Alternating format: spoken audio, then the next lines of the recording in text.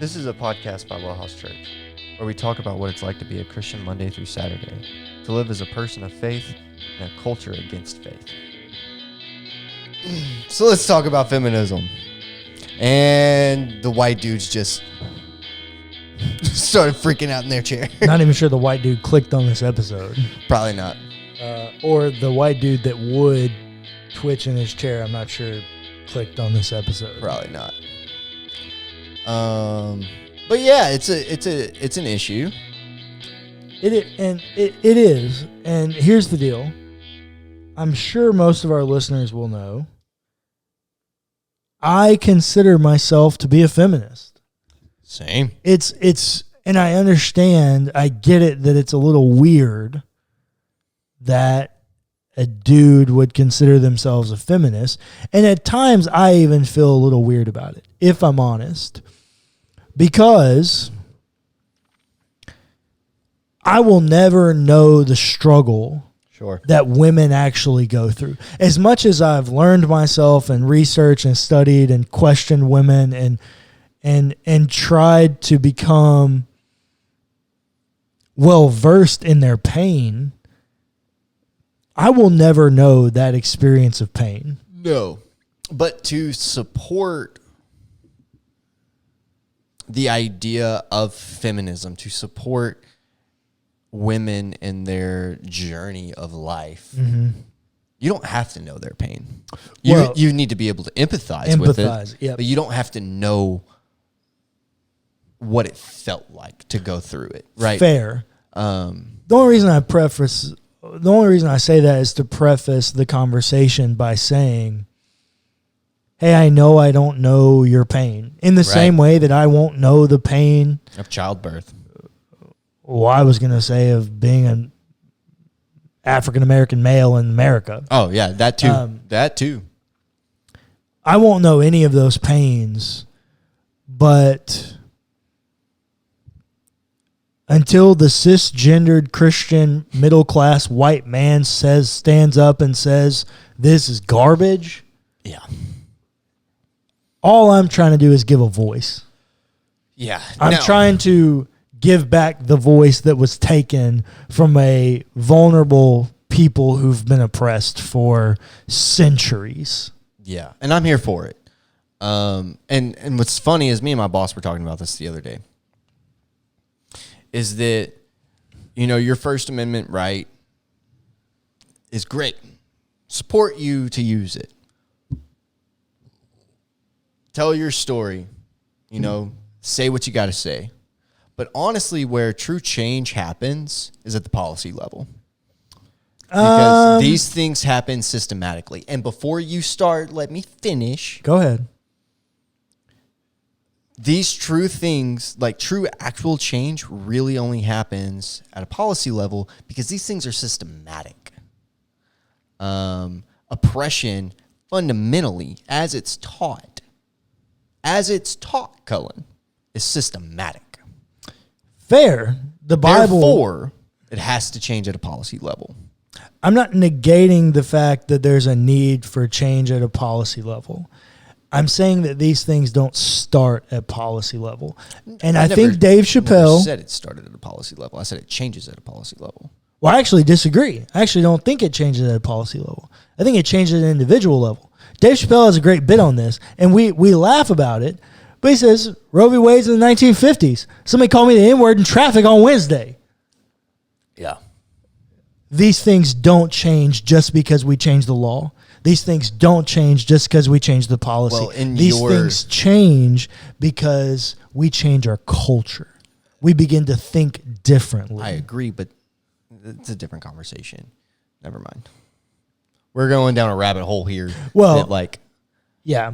I don't know if it's beneficial to go into on this episode. I still disagree with you, and we can talk about it. Well, that's fine. We disagree on this podcast or on all these podcasts frequently. It's not a big deal. No, it's not, but that's not the point. My whole thing was to say, my whole reason for bringing it up was that this is to bring awareness. Yes. Right? Yes. To establish our culture here at WellHouse as feminists, open feminists, And if you can't jive with that, you can't jive with us. Right? Like, very well said. Very well said. That's what it is. And yeah,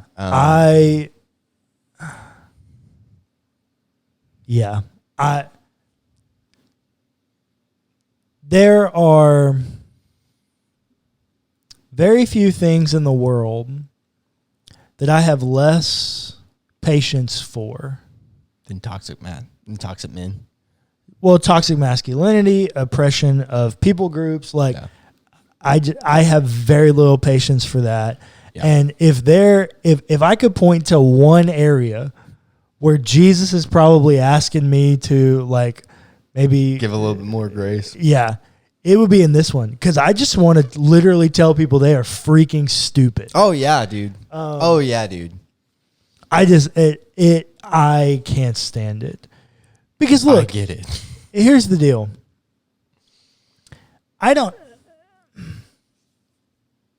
Unless this whole idea of power just desensitizes you at some kind of staunch level, I don't know how you look at your wife.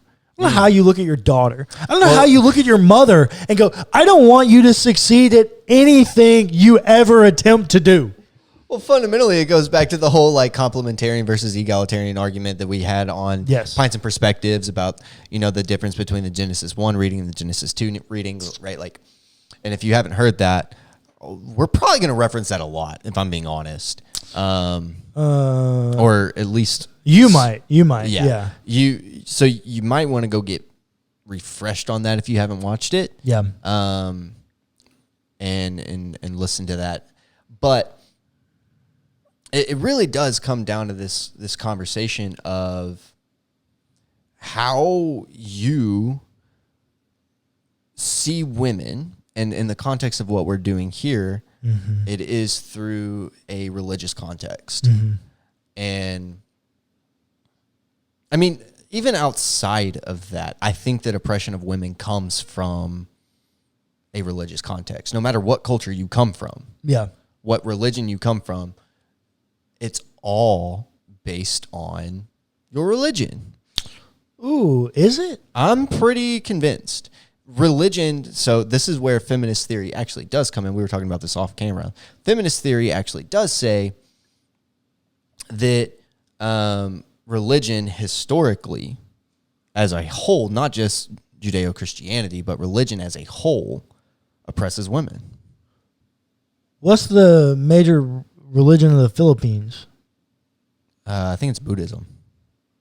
Well, that would not be the case for the Philippines. It may be the majority. I'm not negating that. That's just the one that pops into historically, that's just the one that pops into my head because, like, the staple of the Philippine economy is actually women expats of America sending their money back to their children and husbands. Right. They're still there in the Philippines.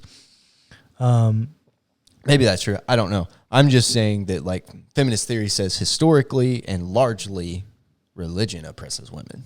I'm not negating that at all. Most religions do oppress women. And so your perspective on women comes from your religious views. But do you know why? Do you know why most religions oppress women? Enlighten me. Because most religions are painted with angry gods. Oh, yeah. And humans are their slaves. Yeah. I mean, that's the narrative of Greek mythology. Absolutely. That's most religions, especially most ancient Near Eastern religions.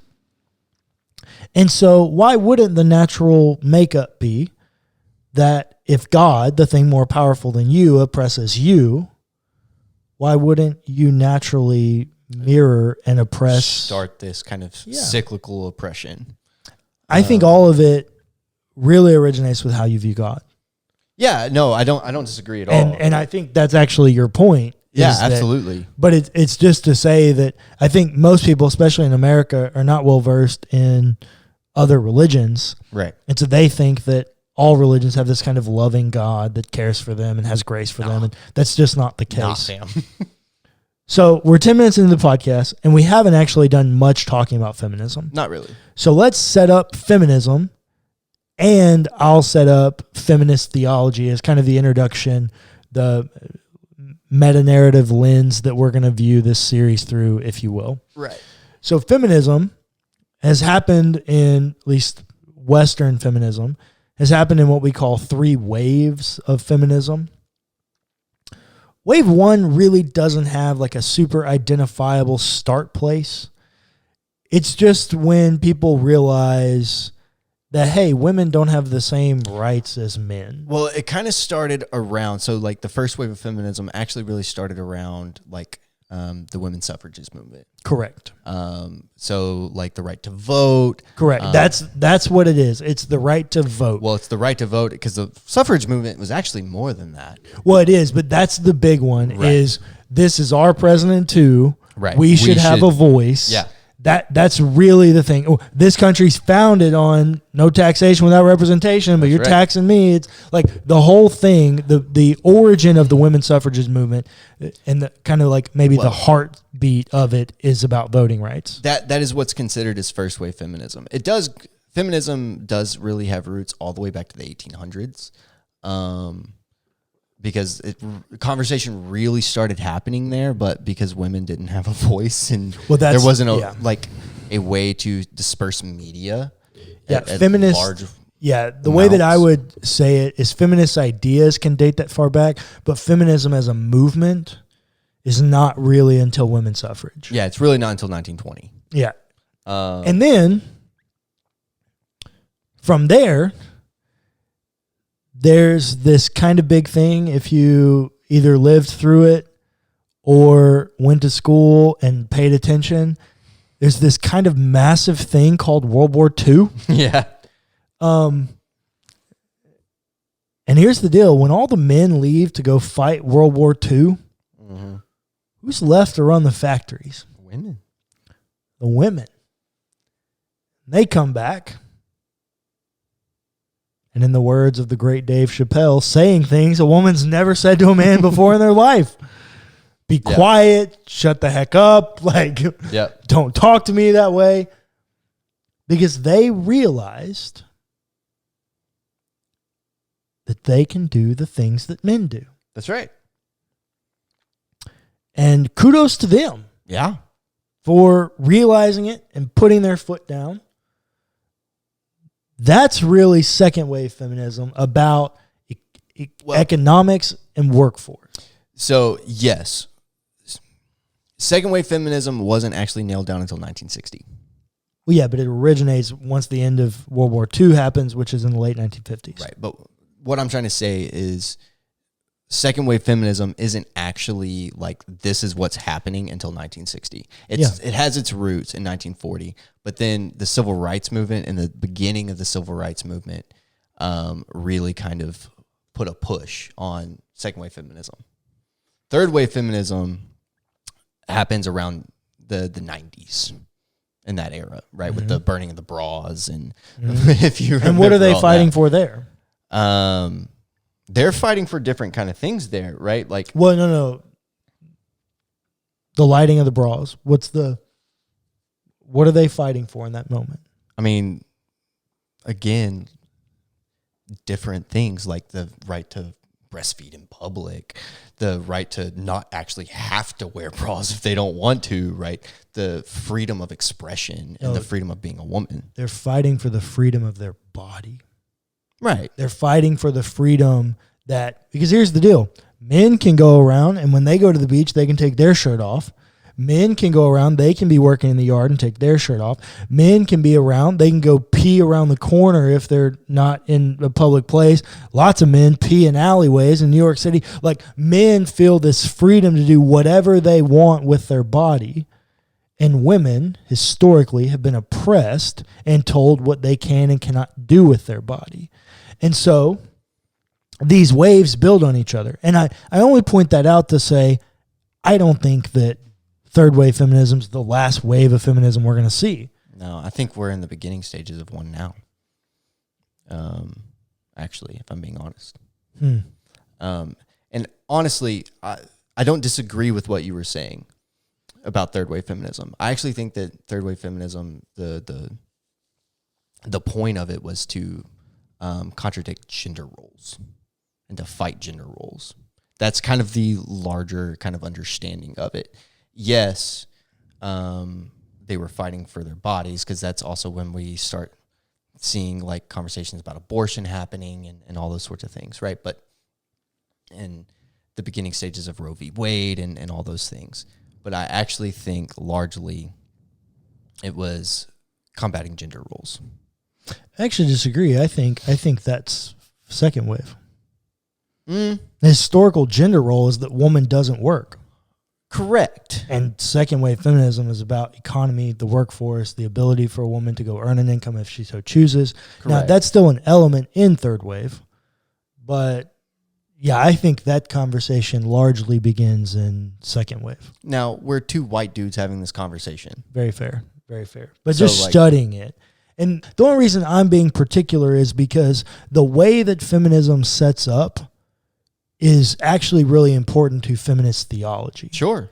The setup and the way that it progresses, you don't get feminist theology.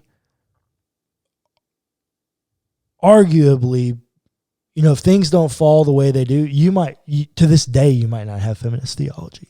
No, that's completely Because fair. feminist theology arises out of a subcategory of theological methodology called liberation theology. Liberation theology is made famous in the African American culture by a guy named James Cone.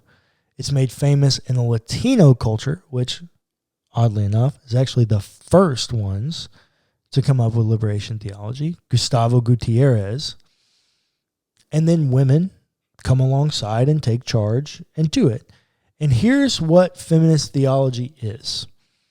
And I'm a huge proponent of all liberation theology. More specifically, I'm a huge proponent of feminist theology. Feminist theology came about as a form of liberation theology, and liberation theology is the uber contextualization of theology to an oppressed people group. Sure. Yeah. Black liberation theology has been what's made liberation theology so popular, but liberation theology is done across many cultures, and I've been doing quite a bit of reading on Asian American liberation theology. Mm-hmm. Pretty recent thing, but liberation theology is it persists through a lot of different veins.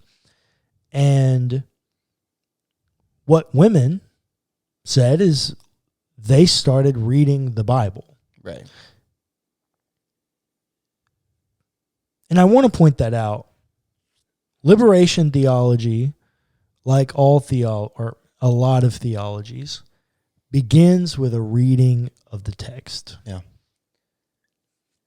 And so women begin to read the story. And they notice, oh, wait, yeah, in the New Testament, we have these couple of verses that oppress us. But wait, we've got these characters. We've got these people. We've got these stories of women throughout the biblical narrative doing great, wonderful, and amazing things for and on behalf of God. Yeah. When then they take it a step further, they say, okay, well, in order for me to truly understand God, I have to be confident of the fact that God truly understands me. Right? Wouldn't you say that to be true? Sure. So why, this is a feminist theology question, why in the world is it that God is never depicted as a woman? It's a good question. It is until you figure out it's false. God is depicted as a woman. When Jesus tells the parable of the lost coin, That's right. the woman lost the coin. Right. The woman is God, and you, listener, are the coin. And the whole narrative of the story is that God will not stop searching For you. until she has found her lost coin. Yeah. So this became a huge springboard for the validity of feminist theology, because now we have a picture of God as a woman and a nurturing woman. We get this kind of characteristic in the Holy Spirit, but now we've got an actual, tangible, I can point to it in the text, feminine expression of God. Yeah. And so what do women do? What they should have done a long time ago, and stood up to the men and said, shut your mouth. I have rights, and I'm going to do what's best for me and the person that God has called me to be. Yeah. And that made great waves in traditional fundamentalist evangelical circles.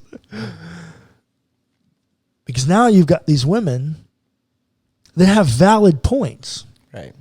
Like extremely valid points. Right. But yet their valid points upset the power structure of which I've built and become accustomed to. And so what do? You continue to take away their voice. You hone in. You do more difficult readings of Genesis 3, that Eve sinned. You do more difficult readings of Genesis 2, that Eve is somehow subservient. She's inferior because she's Adam's helper. You do terrible readings of the Timothy epistles.